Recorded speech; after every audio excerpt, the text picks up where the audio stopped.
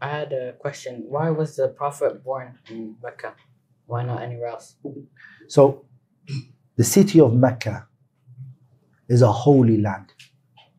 This place, Mecca, is a place Allah Tabarak wa Ta'ala raised it from every other land. And Muhammad being the final and last messenger, being the best of the children of Adam, the Prophet said in a hadith, "Ana sayyidu waladi Adam, wala fakhr." I'm not boasting and bragging, but I am the best of the children of Adam. Sallallahu alayhi wasallam. So he's the best of prophets. He's the best of the children of Adam. He's the best human being to have ever walked on this earth. Sallallahu alayhi wasallam. It is fit that he's born in the best of lands. Okay, and that the best angel sends the message onto him.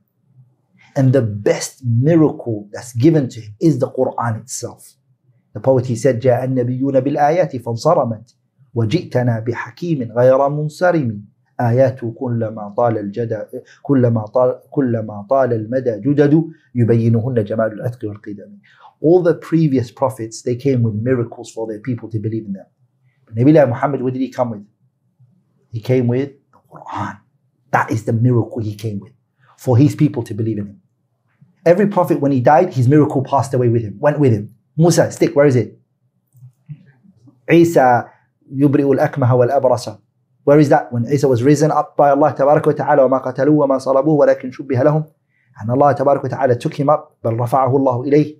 Isa's been taken up. Is that miracle on the earth right now? No, it's not. But Nabi Muhammad has passed away, alayhi salatu wasalam. But the miracle still stands today, the Quran. Sah? So, because he's the best of prophets, the best of humans, the best of the children of Adam, it's worthy of him being born in the best of places, right?